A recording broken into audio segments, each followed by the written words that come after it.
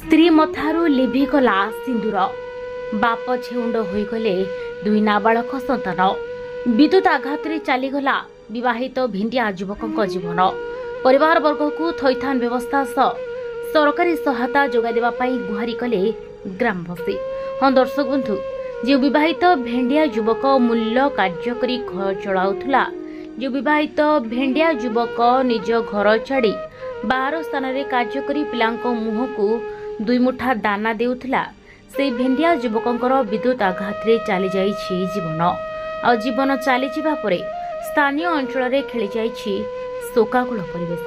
तेबे सूचना मुताबक मृत युवक मयूरभंज जिला सुरकुली ब्लॉक अंतर्गत सुरकुली पंचायत पांडुरशील ग्रामर आशिक मुंडा लोहार बयस 37 वर्ष होइथिबा बेले परिवार कहले स्त्री और दुई नाबालक संतान को नहीं चलीथिला तेल लुणर संसार।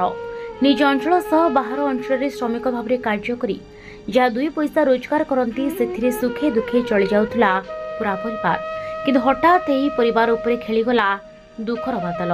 घर को आसीथिबा विद्युत तार छिंडी जिबा हेतु माटी ओदा रहिथिबारु विद्युत तार संस्पर्श रे आशिकर मृत्यु होइथिबा जणा पड़िछि। तेबे आशिक स्थानीय अंचल जणे पर उपकारी और सहयोगी बंधु थिबारु एभली घटना पर स्थानीय अंचल रे खेली जाइछि शोकाकुल परिवेश। मृतकों परिवार को सरकारी सहायता जोगाई देवा पई गुहारी करिसंती स्थानीयवासी। तेबे नै घटनास्थल सीधासलख सूचना देइछंती आम प्रतिनिधि पंकज पिंगुआ। चलंतु शुनिबा कौन कहते। विद्युत आघात रे जड़े 37 वर्षीय युवक तांको देहांत होइछि। ये घटना होछि हमर करंजिया उपखंड सुकुली ब्लॉक पांडुरशील ग्राम रे बहुत दुखदायक घटना। एठी आमे देखिबा पे जाउछु जे बहुत माने सकाकुल परिवेश भितरे तांको परिवार रे मात्र तांकर 2 जण छोट छोट छुआ 5 वर्ष पूर्व से विवाह करते। अच्छा, आपण जानी से बाबद ना कौन? आशीष मुंडा लोहार से कौन करते? ये लेबर काम करे, से लेबर काम कर बंचुला कौन कर एठी कौन से भुवनेश्वर भी जाई रड फड कटिंग फटिंग ये करे लेबर काम करे। काली घटना केते घटला? पहर दिन से आसला गाँव को। आज्ञा पहर दिन भोर 4टा बेले घरे पहुँचला। तापरे ताको आर काली सकाळे से तार घर निजे काम करूला, लेबुल फेबुल करूला। ये 15 दिन भितर घर कंप्लीट करते सरकार डिक्लारेशन देते से निजे काम करूला।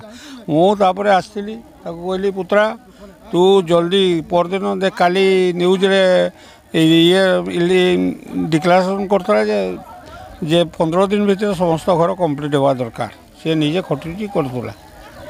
अच्छा, इलेक्ट्रिक तार जो छिड़ीगला पर से कौन केमती माने से बहुत दूर एडी गोटे तार ये दि जाइला ये खुंट कौन एटा बाउंस खुंटे पुता होता से बाउंस खुंट पड़गला।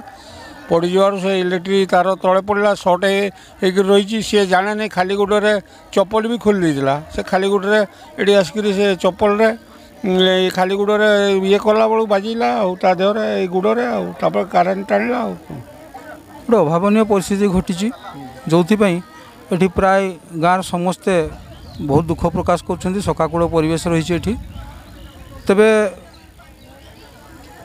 परिवार पक्षर एवं ग्रामवासी पक्षर प्रकाश करा जे तांकर जो परिवार तांको थैथान व्यवस्था एवं छुआ मान व्यवस्था सरकारी साहाय्य एसबू हेले अंततः परिवार। तेबे या थिला पूरा घटना। तेबे सूचना मीडिया तरफ समस्त अनुरोध आपण माने भी होई जांतु सावधान।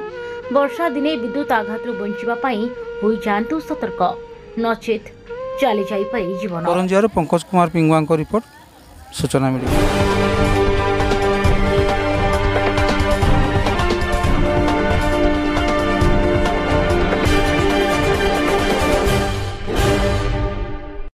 सूचना मीडिया खबर माध्यम।